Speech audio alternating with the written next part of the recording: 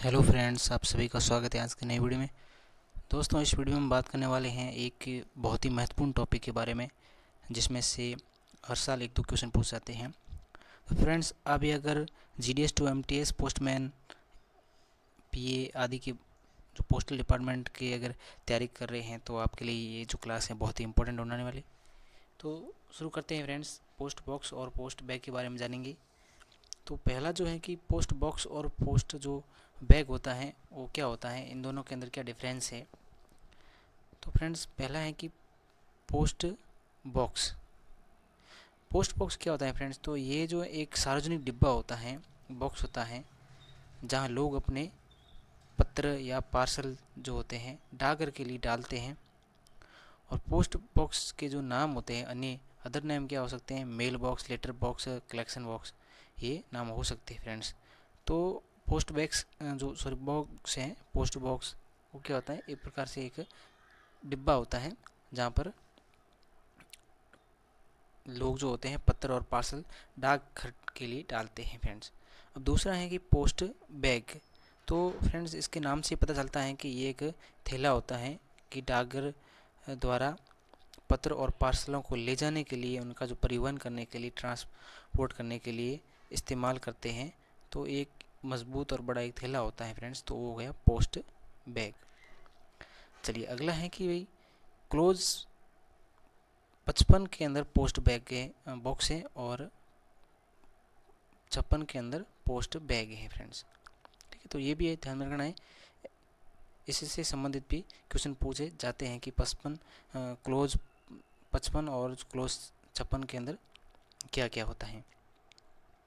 तो post box के बारे में जानते हैं।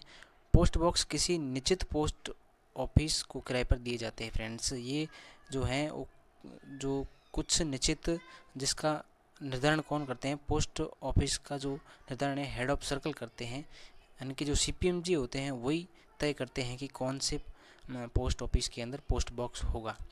ठीक है, अब इनका जो रेंट होता है, किराया होता है, क्या होता है फ्रेंड्स, तो पोस्ट बॉक्स का वार्षिक किराया 150 रुपये है फ्रेंड्स। और पोस्ट बैग हैं उसका भी वार्षिक किराया जो होता है, एक वर्ष के लिए किराया 150 रुपये होता है फ्रेंड्स। ठीक है, तो ये जो लाइन है इंपॉर्टेंट है बहुत ही। दूसरा है पोस्ट बॉक्स और पोस्ट बैग, यानी कि दोनों का अगर संयुक्त रूप से पूछे तो इनका वार्षिक किराया 250 रुपये है फ्रेंड्स। पोस्ट बॉक्स का तिमाही किराया कितना हो गया, 50 रुपये। और पोस्ट बॉक्स और दोनों बैग जो है, इन दोनों का जो संयुक्त तिमाही किराया हो गया 80 रुपये फ्रेंड्स। तो ये जो किराया होता है ये इंपॉर्टेंट है एग्जाम की दृष्टि से, इनको नोट डाउन करना है फ्रेंड्स।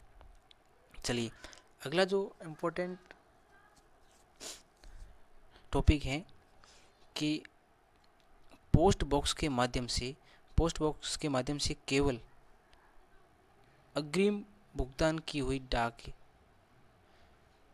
और वो भी गैर पंजीकृत, यानी कि नॉन रजिस्टर्ड वस्तुएं जैसे होती हैं। अब उसमें से कौन कौन से पार्सल हो गया, सॉरी पत्र, अंतर्देशीय पत्र जिसको ILC कहते हैं, पोस्ट कार्ड हो गया, एरोग्राम हो गया, रजिस्टर्ड न्यूज़पेपर हैं, और जो पुस्तक होते हैं, पैकेट होते हैं, नमूना पैकेट है, और इन पर पोस्ट बॉक्स संख्या लिखा होना अनिवार्य है फ्रेंड्स।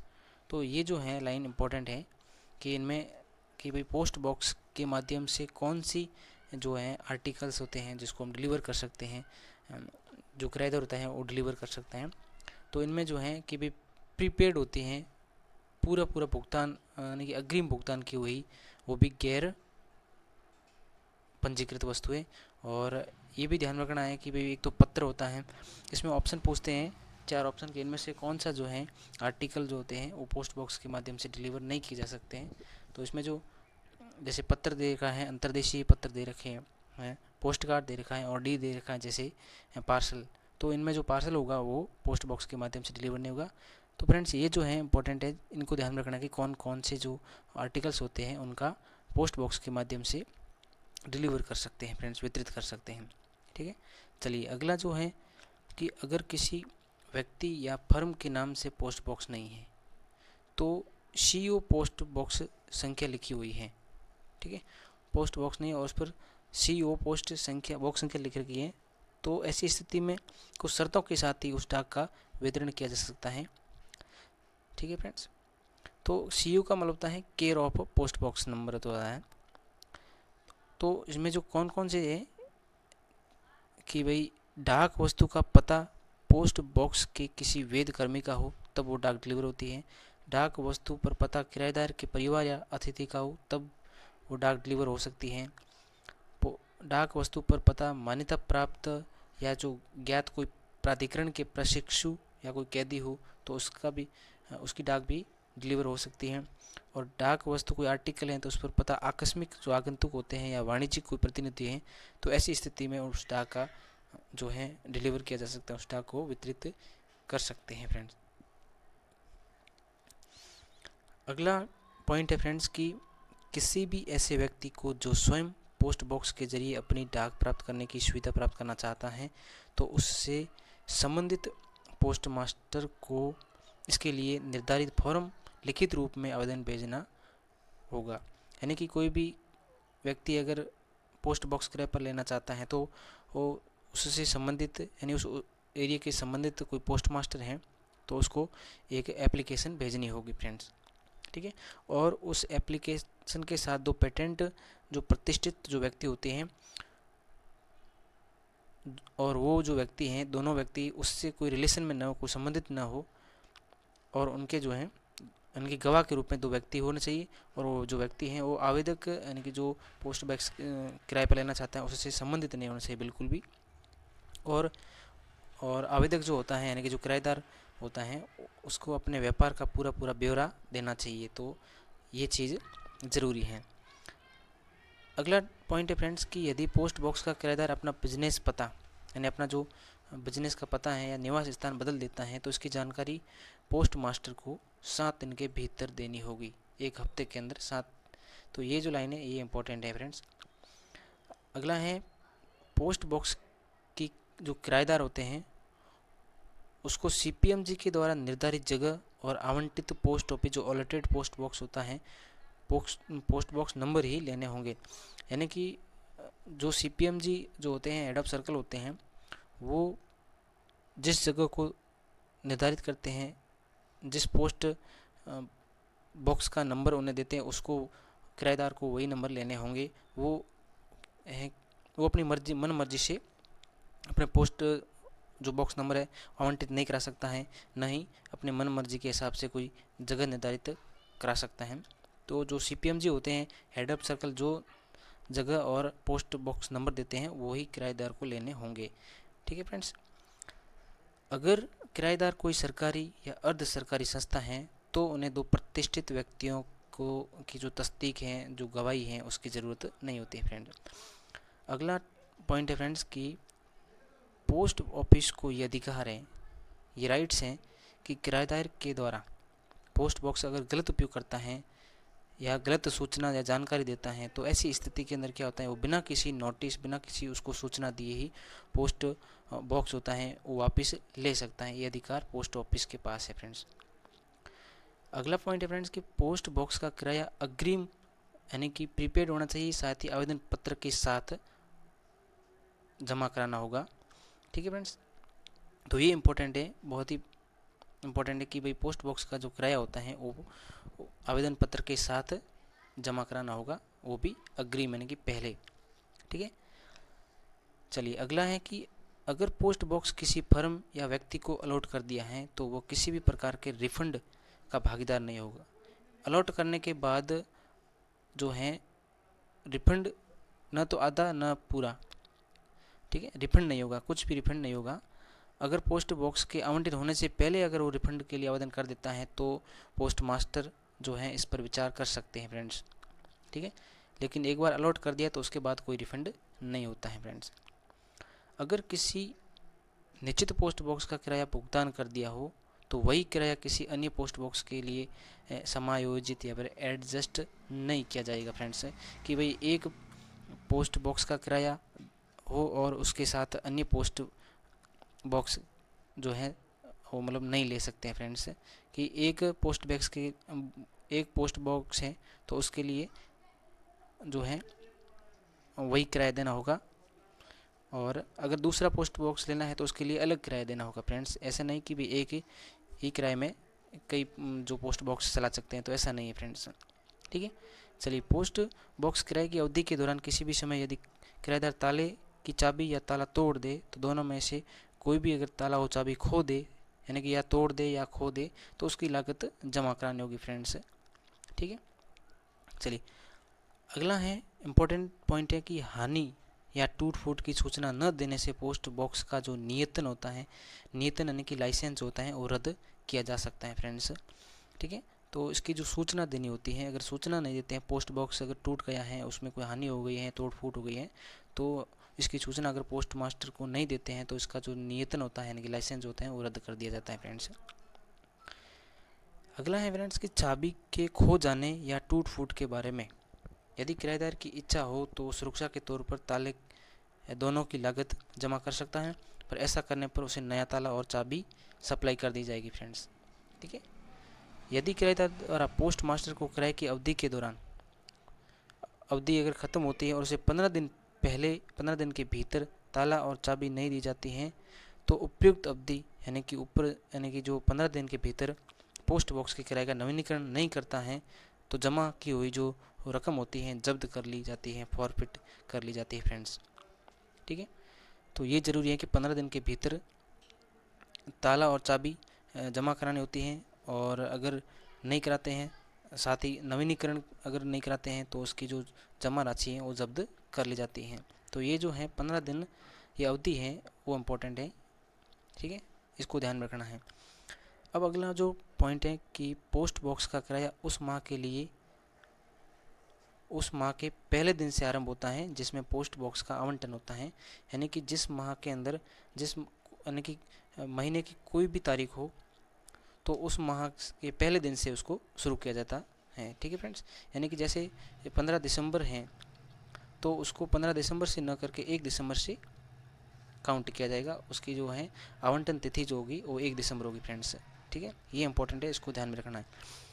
चलिए अगला है कार्य करने के समय, यानी कि जो बिजनेस हाउस होते हैं, बिजनेस कार्य करने के जो समय घंटे होते हैं, उसके दौरान किराएदार पोस्ट बॉक्स को कभी भी निकासी कर सकता है। जो किराएदार होता है वो कभी भी निकासी कर सकता है, लेकिन पोस्ट मास्टर जो होता है वो डाक की छंटाई की सुविधा के हिसाब से जो है 30 मिनट तक का क्या है कि पोस्ट बॉक्स की निकासी को रोक सकता है। तो ये फ्रेंड्स इंपॉर्टेंट है, 30 मिनट की जो अवधि है, आधा घंटा इसको कह सकते हैं, तो पोस्ट बॉक्स की निकासी रोक सकता है कौन? Post master. ठीक है, ये इंपॉर्टेंट है, इसको ध्यान में रखना है।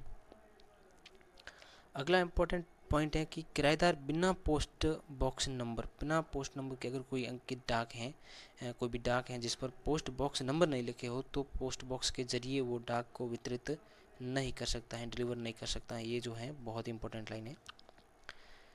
अगला पॉइंट है फ्रेंड्स, जब किसी पोस्ट बॉक्स नंबर पर भेजी गई कोई डाक वस्तु, कोई आर्टिकल है, अपने आकार और पोस्ट बॉक्स में जगह की कमी के कारण उसमें नहीं रख सकते हैं, यानी कि कोई बड़ा आर्टिकल हो, पोस्ट बॉक्स के अंदर नहीं आता हो, तो इसकी जानकारी पोस्ट मास्टर जो होता है वो एक सूचना पर्ची जो होती है पोस्ट बॉक्स के अंदर रखता है, और उसका जो वितरण है वो विभाग में रख ली जाएगी, यानी कि उस वस्तु को वो पोस्ट ऑफिस में ही रख ली जाएगी फ्रेंड्स। ठीक है, चलिए अगला है पोस्ट बॉक्स की चाबी खो जाती है और पोस्ट बॉक्स में अगर कोई वस्तुएं हैं, तो उसके लिए क्या होता है फ्रेंड्स कि खिड़की पर वितरण के निर्धारित समय के दौरान ही वितरण टिकट प्रस्तुत करने पर केवल काउंटर पर ही दी जाएगी फ्रेंड्स। ठीक है, अगर चाबी खो जाती हैं तो। यदि पोस्ट बॉक्स का किराएदार 1 हफ्ते तक डाक की निकासी नहीं करता है, 1 हफ्ते तक फ्रेंड्स, ये इंपॉर्टेंट है, तो पोस्ट मास्टर रजिस्टर्ड डाक की निकासी के लिए उसको नोटिस भेजता है फ्रेंड्स। किसके माध्यम से? रजिस्टर्ड डाक से भेजता है। ठीक है, इसको ध्यान रखना है। ये एक टाइम क्या है कि भाई 7 दिन तक, यानी कि 1 हफ्ते तक अगर निकासी नहीं करता है, तो पोस्ट मास्टर रजिस्टर्ड डाक से उसको क्या है नोटिस भेजता है, और यदि नोटिस के बाद भी अगर वो निकासी नहीं करता है, तो डाकी के जरिए वो क्या करता है, वस्तुओं को वितरित कर देता है। अब शर्तें हैं कि उस पर किराएदार का पता हो। ठीक है, चलिए अगला है कि ऐसे पोस्ट बॉक्स धारक जिन्हें बड़ी संख्या में डाक प्राप्त करनी पड़ती है, ठीक है, और जो आसानी से पोस्ट बॉक्स में नहीं रखी जा सकती हैं। तो ऐसे में क्या होता है कि भी कुछ नियम और शर्तों का पालन करके पोस्ट ऑफिस क्या करती हैं, पोस्ट बॉक्स संख्या का अतिरिक्त पोस्ट बॉक्स किराए पर दे सकते हैं या उन्हें दिया जा सकता है फ्रेंड्स। तो ये सुविधा भी जो है पोस्ट ऑफिस में उपलब्ध होती है। अगला जो टॉपिक है फ्रेंड्स वो है पोस्ट बैग, ठीक है। और जैसा कि मैंने पहले बताया कि जो पोस्ट बॉक्स हैं, सॉरी पोस्ट बैग जो हैं वो धारा 56 के अंतर्गत दिया गया है। पोस्ट ऑफिस गाइड भाग फर्स्ट की 56 जो है क्लोज धारा है उसके अंदर दिया गया है। अब इसमें क्या होता है कि पोस्ट बॉक्स का जो वार्षिक पोस्ट बैग सेम ही है, पोस्ट बॉक्स को या पोस्ट बैग है दोनों का जो वार्षिक किराया है वो 150 रुपये है फ्रेंड्स, ठीक है। और इसके बारे में मैंने देखा कि पोस्ट बैग्स होता क्या है, तो एक ये थैला होता है, मजबूत थैला होता है जिसके माध्यम से डाक जो होती है आदान प्रदान होती है, ट्रांसपोर्ट होती है इसका। अब इसमें क्या है कि पोस्ट बैग में डाक वस्तुओं के वितरण की जो व्यवस्था है सभी वितरण डाकघर के अंदर उपलब्ध होती है। यानी कि कहीं पर पोस्ट बॉक्स हो या ना हो, ठीक है, पोस्ट बॉक्स हो या ना हो, पोस्ट बैग हर जो वितरण डाक होता है उसमें अवेलेबल होता है फ्रेंड्स, ठीक है। और इसमें होता क्या है कि किराएदार के द्वारा ताला और एक डुप्लीकेट चाबी साथ में लेनी पड़ती है, ठीक है। ये इंपॉर्टेंट है, ये पूछा जाता है कि किराएदार ताला और डुप्लीकेट चाबी साथ में लेते हैं, ठीक है। चलिए, अब थैले में रखी हुई डाक वस्तुओं सहित ताला लगे डाक थैले किराएदार या संदेशवाहक को खिड़की पर वितरण के लिए निर्धारित समय के बीच जो बिजनेस हॉर्स होता है उसके बीच में क्या होता है कि टिकट प्रस्तुत कर काउंटर पर ही सुपुर्द किए जाते हैं, ठीक। तो पोस्ट जो बैग होते हैं वो काउंटर पर ही सुपुर्द कर दिए जाते हैं। अब इम्पोर्टेंट ये है फ्रेंड्स इस टॉपिक का कि भाई पोस्ट बैग के माध्यम से कौन कौन सी वस्तुएं जो होते हैं डिलीवर होती है फ्रेंड्स, ठीक है। तो इसमें पोस्ट बैग के माध्यम से अग्रिम भुगतान किए हुए गैर पत्र, ठीक है, प्रीपेड जो होते हैं गैर पत्र होते हैं, पोस्ट कार्ड और आईएलसी यानी कि अंतर्देशीय जो लेटर कार्ड होते हैं वो, और समाचार पत्र और पैकेटों को, समाचार पत्र और जो पैकेट होते हैं उनका वितरण किया जाता है पोस्ट बैग के माध्यम से फ्रेंड्स, ठीक है। तो पोस्ट बॉक्स के माध्यम से और पोस्ट बैग के माध्यम से कौन कौन सी वस्तुएं डिलीवर की जाती हैं इनका अपन को अलग से ध्यान रखना होता है, ठीक है फ्रेंड्स। तो दोस्तों ये था आज का टॉपिक, मैं उम्मीद करता हूँ कि आपको अच्छा लगा होगा। और साथ ही अगर पोस्ट ऑफिस से संबंधित और विभाग की जो एग्ज़ाम होते हैं उससे संबंधित अगर आपको तैयारी करनी है तो मेरे चैनल को सब्सक्राइब कर सकते हैं। साथ ही वीडियो को पूरा देखने के लिए धन्यवाद और मिलेंगे नेक्स्ट वीडियो में, तब तक के लिए बाय।